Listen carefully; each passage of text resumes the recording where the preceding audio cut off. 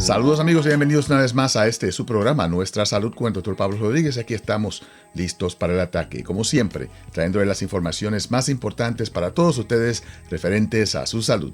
Salud física, mental, política, económica, salud universal se consigue aquí a través de Latina 100.3, la número 1 en música y mezclas, y gracias siempre al patrocinio de Neighborhood Health Plan de Rhode Island, nuestros socios de la salud. Mayo es el mes de la educación sexual para todos, pero estamos viviendo momentos difíciles en nuestro país, especialmente cuando hablamos acerca de la sexualidad.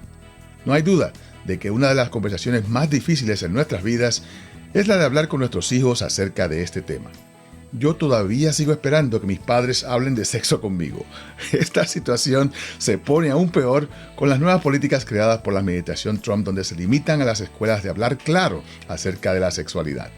Hoy en Nuestra Salud tenemos con nosotros a dos expertas en la materia que nos ayudarán a encontrar recursos para que los padres podamos informarnos y abogar por nuestros hijos.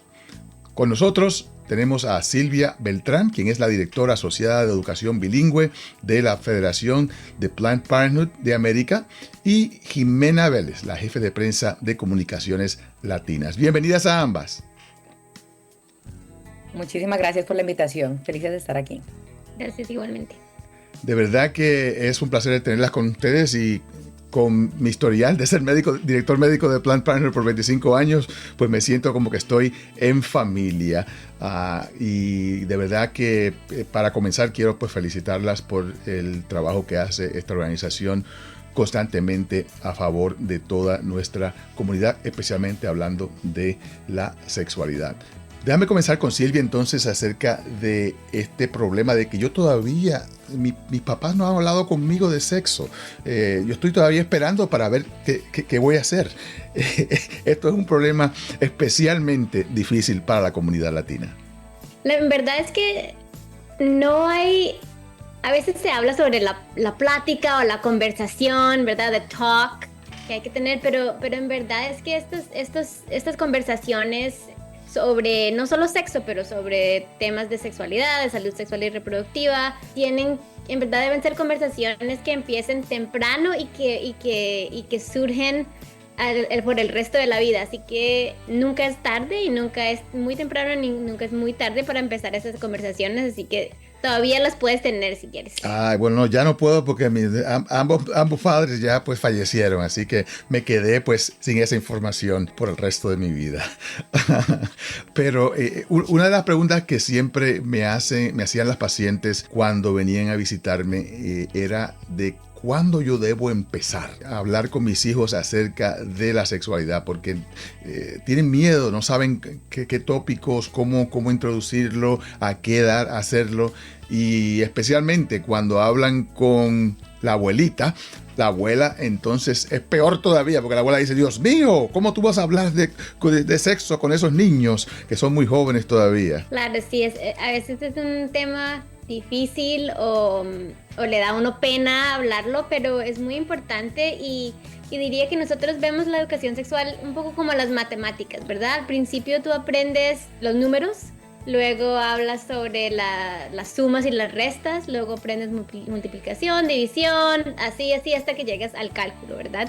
Es lo mismo, si empezamos desde chiquitos a hablar cosas básicas como el consentimiento, ¿verdad? Que hay que pedir permiso antes de tomar un juguete, o hay que pedir permiso antes de abrazar a alguien, o alguien tiene que pedirte permiso si quiere abrazarte, y si tú quieres decir no está bien porque es tu cuerpo.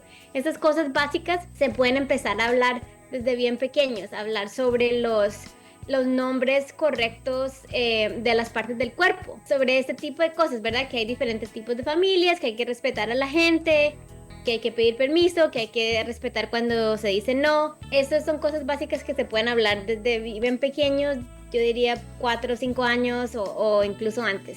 Y luego, mientras van creciendo, se les van hablando sobre cosas más complicadas, como en las matemáticas. Entonces ya habla sobre temas, el consentimiento tiene que ver más, por ejemplo, con las amistades y luego con las relaciones amorosas. Así se va sumando y al principio lo que se le da son como los bloques básicos para que puedan seguir creciendo en su conocimiento. No, es muy importante, pero la primera pregunta que yo te voy a hacer, que le iba a hacer a mi mamá cuando yo tenía 5 años era: ¿de dónde vienen los bebés? ¿Cómo uno contesta esa pregunta a un niño de 5 años? Esa es una muy buena pregunta y yo creo que lo más importante siempre tener en cuenta de cualquier pregunta que te hagan los niños es que la respuesta sea adecuada para la edad y en verdad no darle más información de lo que están pidiendo y no darle más información de lo que quizás no sepan. Entonces, si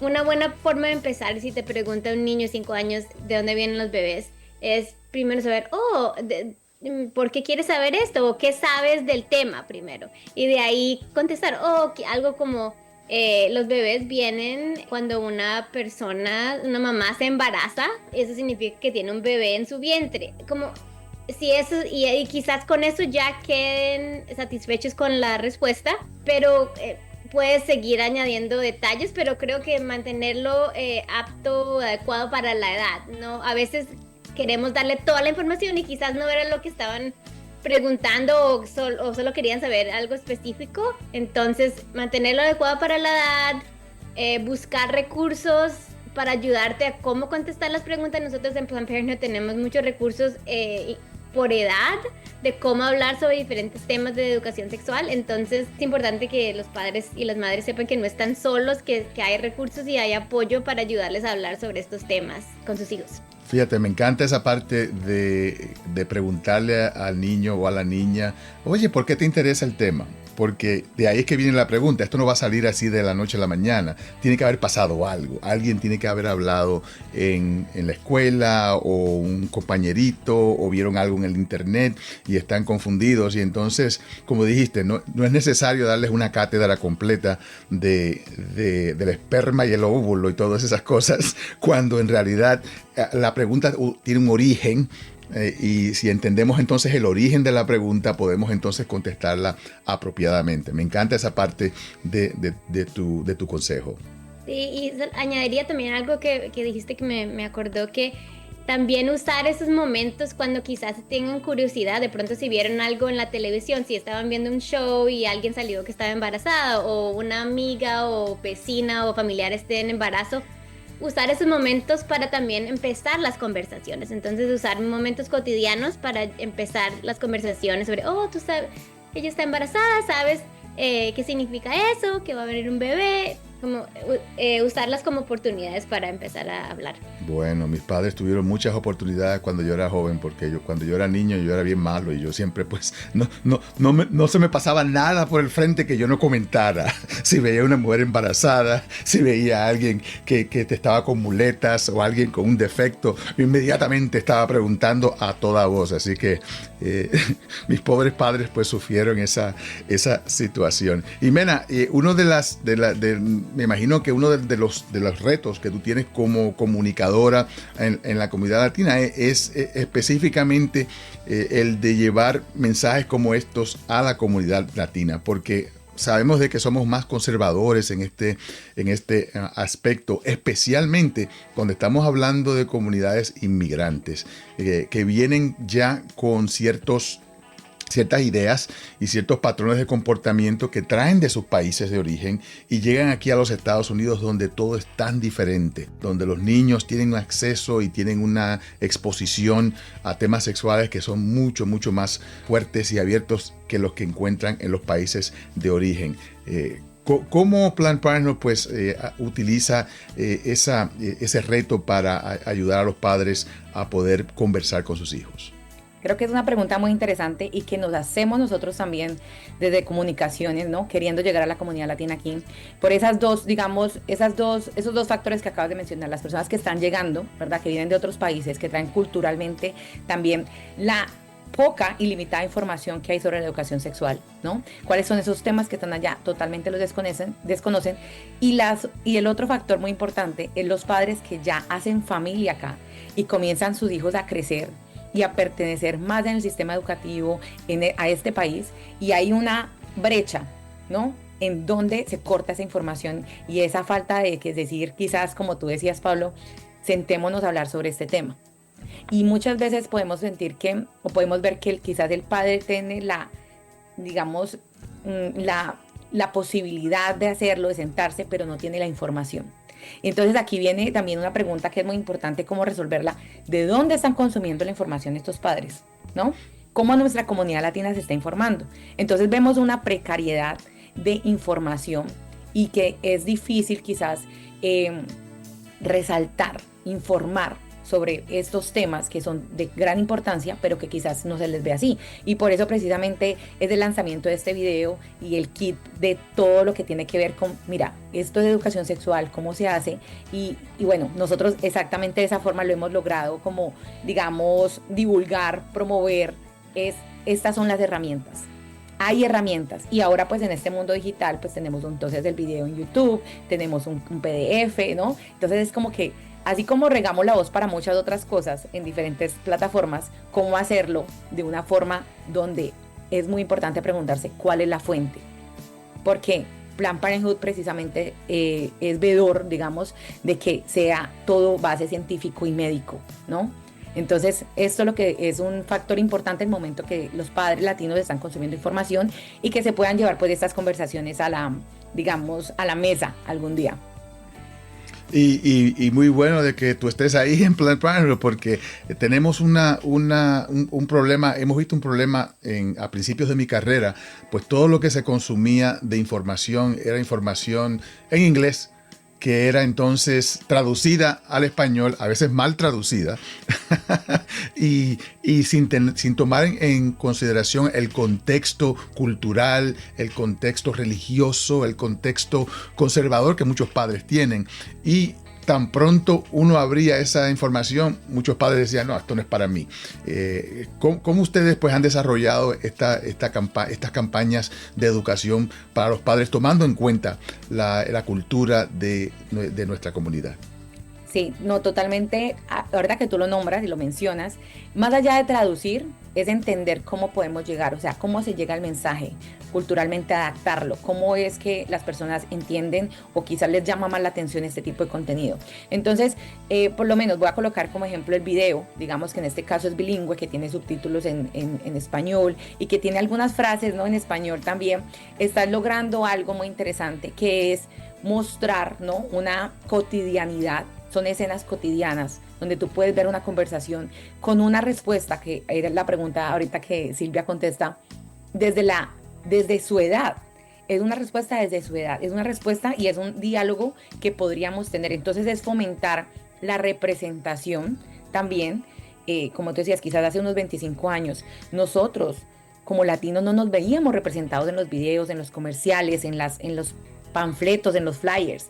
Entonces, crear este tipo de comunicación audiovisual donde tú puedes ver una mamá que quizás habla en español y el niño le contesta en inglés, ¿sí? O que están en un momento donde la mamá está peinando a la niña, ¿verdad? Y hacen ese tipo de preguntas y la niña o el niño, los niños contestan de acuerdo a su edad. Y también contestan muchas veces que uno como adulto, yo digo, wow, esa respuesta es muy sabia, ¿verdad? Entonces, hemos tratado de acercar el material que se hace en comunicación desde esa, digamos, desde esa base, que las personas latinas se sientan representados y que además abran su espectro, ¿no?, su visión a que la educación sexual envuelve muchas otras cosas y muchos otros temas. Y ahorita que mencionaste esto, que me parece un tema, digamos, estudiado, es cuando dicen los latinos son muy conservadores, los latinos son conservadores, ¿verdad? Pero es porque también la educación sexual se ha estado enseñando desde la abstinencia. Y cuando se les pregunta a un padre, ¿no?, por ejemplo, el tema del consentimiento, ¿verdad? Los padres van a decir que sí quieren ese tipo de educación para sus hijos. De hecho, te podría pasar algunas cifras más adelante, te puedo mandar un correíto donde muestran que la mayoría de padres, la mayoría de personas adultas, o sea, 9 de cada 10 adultos que es el 99%, creen que es importante que los jóvenes tengan acceso a educación sexual apropiada para su edad, que abarque una amplia gama de temas. Entonces, sí están de acuerdo, pero muchas veces desde el punto que lo ven es desde el punto de la desinformación. No, es importantísimo. Y vamos a tener en nuestro sitio web y al final del programa vamos a tener entonces los enlaces para que ustedes puedan buscar más información acerca de todos estos tópicos de los que estamos hablando en el día de hoy. Y vamos a continuar hablando acerca de estos tópicos porque es tan y tan importante. Silvia, uno de los problemas también que yo encontraba en mi oficina cuando estaba practicando medicina era el hecho de que el comportamiento de los adolescentes aquí en los Estados Unidos es muy diferente al comportamiento de los países de origen en muchas comunidades inmigrantes. Y entonces los padres me pedían información acerca de cómo yo voy a bregar con esta situación, de que mi hija quiere estar saliendo con niños, de que mi niño está con noviecitas a los 11, 12 años. Yo no sé qué hacer. ¿Cómo podemos ayudar a los padres a poder bregar con ese cambio tan importante, que es un cambio cultural que ocurre con estos padres? Claro, sí. Yo creo que lo más importante es tener una comunicación abierta con los hijos y por eso es que es bueno y es importante empezar desde pequeños, porque así uno va cultivando esa relación que si ellos tienen una pregunta, una duda o algo, pueden venir a uno. Pero esa conversación abierta puede ayudar a tener esas conversaciones quizás más difíciles cuando ya estén en la adolescencia. Pero yo diría que por eso es que es importante que la educación sexual ocurra en la escuela y en la casa. Cuando hablamos mucho con padres de familia, lo que escuchamos es que ellos ven que la educación sexual en las escuelas como en conjunto con lo que ellos hacen en la casa, ¿verdad? En las escuelas se les da la información básica, la información científica, los hechos, pero en la casa el rol de los padres y madres es inculcar los valores. Entonces, aunque sé que es difícil porque vivimos en un país diferente al que crecimos quizás y las cosas se hagan diferentes, es el rol de los padres también hablar sobre, mira, yo pienso que así, y tener esa conversación con los hijos para inculcar la parte de los valores, que eso no se enseña en verdad en el colegio, porque esa es la responsabilidad de cada familia. Así que no es porque yo lo digo, yo soy el que mando. Y te voy a dar una historia de una paciente real que tuve en la oficina, que me llegó con su hija de 13 años. Una niña de 13 años, y entonces agarrada por la mano entra al cuarto y me dice: doctor, aquí le traigo a mi hija para que usted me diga si ella es virgen. Y yo, ay Dios mío, yo dije, esto va a ser una cita más de 15 minutos, yo creo. Y entonces pues conversando con ella, no, porque ella está en la calle, está con muchachitos y se viste de esta manera, y yo sé que ella tiene que estar teniendo sexo y no me lo quiere decir, y yo quiero que usted me lo verifique. Y entonces tratar de bregar con esta señora fue bastante difícil, y lo que le dije fue, bueno, vamos a hacer algo. Para mí la mejor manera de yo poder entender lo que está pasando es si yo hablo con su hija. Y dice, pues hable con ella. Y yo digo, no, pero yo quiero hablar con su hija a solas. ¿Cómo va a ser? Yo soy la madre. Y yo digo, señora, yo soy el médico. Y yo quiero tener una conversación y establecer una relación con su hija, y es muy difícil. Imagínese usted que si usted tenga a su marido entrando a la cita con usted y usted quiere hablar de algo y no se atreve. Es importante de que ella tenga esa confianza conmigo. Y entonces cuando hablé con la niña no estaba teniendo relaciones sexuales. Ninguna. Ella era virgen. No tuve ni que examinarla, porque yo me di cuenta que exactamente lo que estaba pasando era una falta de confianza en la madre y no tener esa relación, como tú dijiste, Silvia, que hay que empezar temprano. No podemos esperar a que los niños estén desarrollando su habilidad social y su sexualidad, porque la sexualidad no es solamente el tener sexo, la sexualidad es algo que es parte del ser humano. Y esperar entonces a que los niños empiecen a demostrar esa sexualidad es un poquito tarde. ¿Y qué pasa? Que entonces cuando ella ve a estos niños pues circulando en su casa, piensa de que esta tiene que estar en la calle teniendo sexo, y por eso es que estos niños están pues constantemente detrás de ella. Al final de la historia, pues convencí a la madre de que todo estaba bien, y esta niña se convirtió en tremenda líder comunitaria aquí en el estado de Rhode Island, casada, comportándose de una manera perfecta. Ella no tenía ningún tipo de problema. El problema era con su madre. Pablo, mira que ahorita, si me lo permites, sí, voy a hablar de algo que lo están mencionando. Tenemos una serie sobre la virginidad, de hecho, porque son conceptos que son muy, digamos, que nos hemos inventado, ¿no? O sea, se han inventado y años por generaciones se han pasado, y son conceptos que realmente no deberían ser promulgados, por ejemplo, ¿no? Como tanto como la virginidad, o guardar la virginidad, ¿no? ¿Qué es realmente la virginidad? ¿No? O sea, ¿a qué se viene ese término? Entonces, esos son temas que son muy interesantes para la comunidad, como tú lo estás viendo, quizás cuando estabas haciendo práctica directa, que son conceptos que hay que desmitificar. Y para eso necesitamos la información adecuada. Y también las herramientas de cómo hablar con o sea, cómo no tener que ir quizás a donde un profesional de salud, ¿no? Porque tu mente o porque los conceptos o preconceptos culturales te llevan, sino tener esas conversaciones abiertas en casa. Podríamos compartir esos videos que parecen que son bien interesantes, porque sí, es un tema que debería ser más, mejor dicho, ya no deberíamos manejar ese concepto como tal, ¿no? Uh-huh.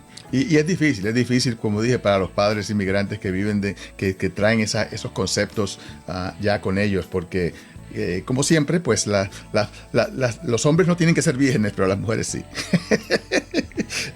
en ese tipo de cultura. Dime, Silvia. Solo añadiría que yo creo que ese es uno de los poderes de la educación sexual, ¿verdad? Las investigaciones muestran que los adolescentes que han tenido esta educación sexual, han hablado con sus padres, pueden tomar decisiones saludables y que son mejores para ellos cuando en el momento de decidir si están listos para tener sexo, y muchos esperan a tener sexo más porque han tenido esa información y tienen la habilidad de tomar la decisión de pensar, este es el momento estoy listo para tener sexo, y pensar, quizás voy a esperar. Entonces, para los padres, creo que es como pro de la educación sexual, es que ayuda a los jóvenes a saber cuándo están listos para tener. Eso es un punto importantísimo, porque yo estaba viendo un artículo acerca de las enfermedades transmitidas sexualmente, especialmente en los adolescentes, buscando a ver cuáles son los factores que aumentan ese riesgo, y se encontró en ese estudio de que el riesgo mayor es de aquellos adolescentes que han hecho un juramento de virginidad, que no reciben ninguna información, y que se encuentran entonces en las situaciones de tener relaciones sexuales y no saben qué hacer y no saben cómo manejarse,